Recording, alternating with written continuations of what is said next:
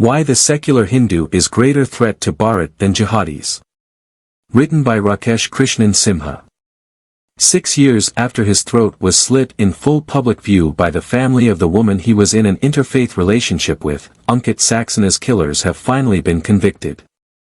On March 7, 2024, a Delhi court sentenced to life imprisonment Akbar Ali and Shahnaz Begum, the parents of Saxena's then-girlfriend Shehzadi, and the woman's maternal uncle Muhammad Salim. The judge also imposed a fine of 50,000 rupees on each of them. On February 1, 2018, Ankit was waylaid by the Muslim family of his 20-year-old girlfriend. Eyewitnesses described the horrifying sequence of events, where Shehzadi's mother initiated the attack by ramming her scooter into Ankit's vehicle. The 23-year-old photographer was beaten up for 10 to 15 minutes by Ali, Begum, their 14-year-old son, and Salim.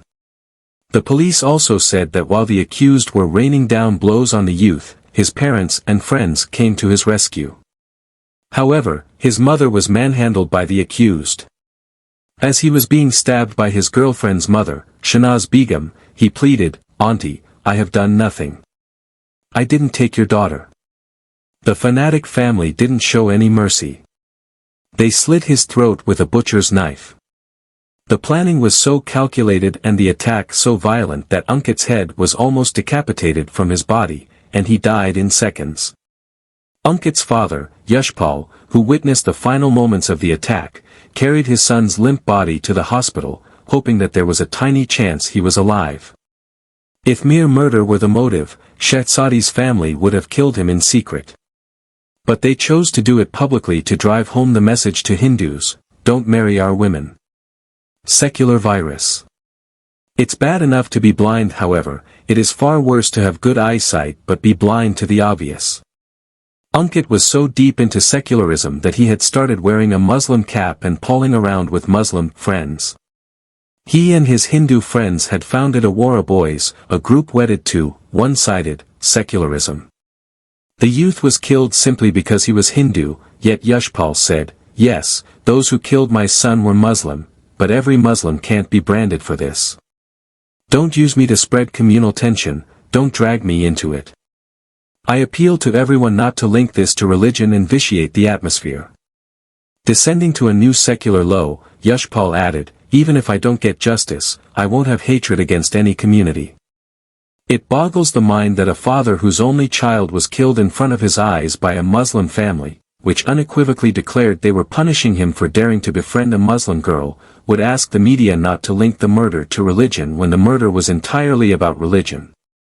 But that's what secularism does, it blinds you to the obvious danger of the two most populous Abrahamic faiths. That's why secular Hindus like Ankit and Yashpal present a greater danger to Hindus than an Islamic terrorist or a Christian evangelist.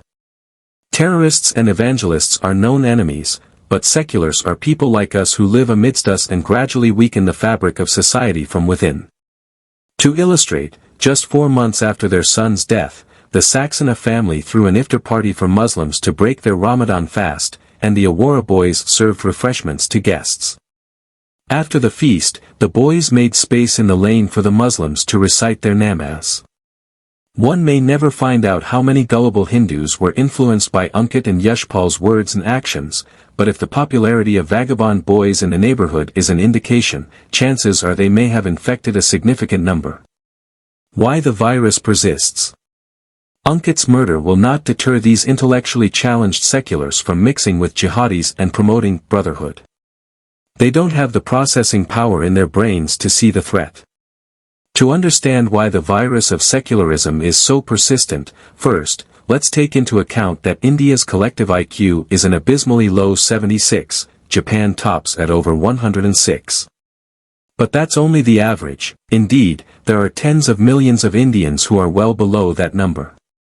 The 60 IQ mark is generally agreed upon as the level of being mentally challenged. In other words, at this mental level, a person is a simpleton. Imbecile is a more accurate word, but that would be politically incorrect, who is open to influence by the wily jihadis and missionaries. By the way, these soul-grabbers are trained to brainwash highly intelligent people from the highest socio-economic communities, so indoctrinating low IQ people is a walk in the park for them. But it gets worse. People with an IQ of 60 or lower are most likely to believe in canards like all religions are the same and all faiths teach the same ideas. Ankit's murder will not deter these intellectually challenged seculars from mixing with jihadis and promoting brotherhood. They don't have the processing power in their brains to see the threat. Even highly educated people don't know that the so-called Brotherhood of Islam only applies to fellow Muslims, it is not extended to the hated kafir, unbeliever. Clearly, for all practical purposes, the concept of brotherhood doesn't exist in Islam. National security threat. Indian Muslims and Christians can attack Hindus with impunity because they have the backing of the secular state. From the NGOs and courts to state governments and police forces, they stop honest, hard-working, tax-paying Hindus from defending themselves. Sanjay Dixit, former bureaucrat and founder of the Jaipur Dialogues, says that Mohandas Gandhi and his disciple Jawaharlal Nehru were the most responsible for secularism going berserk. In his great zeal for Hindu-Muslim unity, he made concessions to Muslim religious leadership that are haunting the polity even today. His Sarva Dharma Samabhava, the philosophy of all religions being the same, was not only a great disaster, but also took away the defense mechanism that Sanatana Dharma had developed over several centuries against Islamic jihad. Indeed, 3 generations of Hindus have been raised on the slogan that a naked fakir defeated the British Empire with the weapon of non-violence. For close to 5 decades after independence, hundreds of millions of Indians believed this fairy tale. They became convinced that non-violence was the magic wand that could disarm a violent adversary. However, the Muslims of India never gave much credence to Gandhi and kept sharpening their swords for the clashes that would inevitably happen throughout independent India.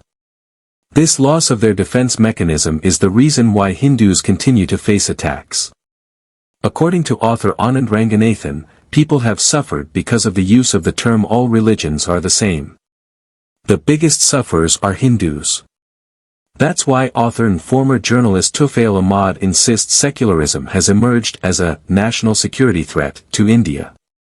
Every politician, every police officer, every journalist, and every Dharma guru knows that secularism is damaging the soul of India. Everyone pretends that everything is right. Cops find secularism as a textbook tool to run the Bayawasta, the law and order founded on secularism. Ahmed points out the case of Kamlesh Tiwari, a Hindu activist who was murdered by Muslim fanatics. Tiwari, in response to Muslim politicians mocking Lord Rama, had made derogatory statements about the Prophet of Islam, for which police officers arrested him. But the same police officers don't have the guts even to touch the Islamic clerics of Bijnor who in 2015 announced a reward of 51 rupees lakh to behead Tiwari either in jail or outside. Secularism has emerged as India's national sport, everyone participates, everyone pretends, everyone claps, everyone shuts their eyes to reality.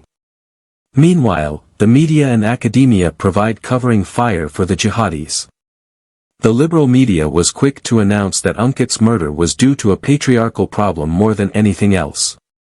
One writer, a Muslim, employed the classic trope of the liberals, false equivalence, and ironically, on the same day Ankit was murdered, I saw a gruesome video from Afghanistan, of a woman being savagely flogged for an alleged extramarital affair. Despite the Muslim family proudly asserting they killed Ankit due to his different faith, Dibyesh Anand, a professor at the UK's Westminster University, denies it has anything to do with religion. The lethal concept is not a religion but proprietorial patriarchal family honor that afflicts many Hindus, Muslims and others alike. Mushrooming mini-Pakistans.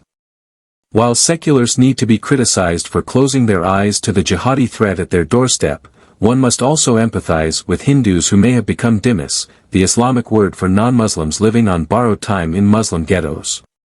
Perhaps the actions and words of the Saxenas and other Hindus living in Muslim-majority neighborhoods are driven by Stockholm Syndrome, as they know that the secular state will never come to their support. In contrast to the Indian state's hands-off policy, Israel provides 24/7 protection to its Jewish citizens who live in neighborhoods surrounded by a sea of Palestinians. These Jewish citizens are armed with automatic rifles and are protected by Israeli Defense Force snipers on rooftops and several more security personnel in the street. India, with a far larger economy and population, could easily provide such security for its Hindus living in fear in Muslim-majority areas. But neither has the state expressed any intention to offer protection, nor have Hindus demanded it. In the backdrop of the Indian state allowing Muslim ghettos to metastasize into mini-Pakistans, Tufail Ahmed offers a chilling warning: I have a message for the generation of my grandchildren. In your times, secularism will force Hindus to leave parts of Kerala, West Bengal, Bihar, and Uttar Pradesh, much like Hindus were forced to exit Kashmir in my lifetime. The government has no solution to secularism. Like termites, the germ of secularism eats at the roots of the Indian Republic, feeding itself vigorously at the times of elections. Secularism was unlawfully inserted into the constitution by the dictatorial Prime Minister Indira Gandhi during the emergency in 1975-77 when the entire opposition was in prison or had gone underground. This is why it needs to be erased from the constitution. Because the only function of secularism is to disarm and destroy Hinduism.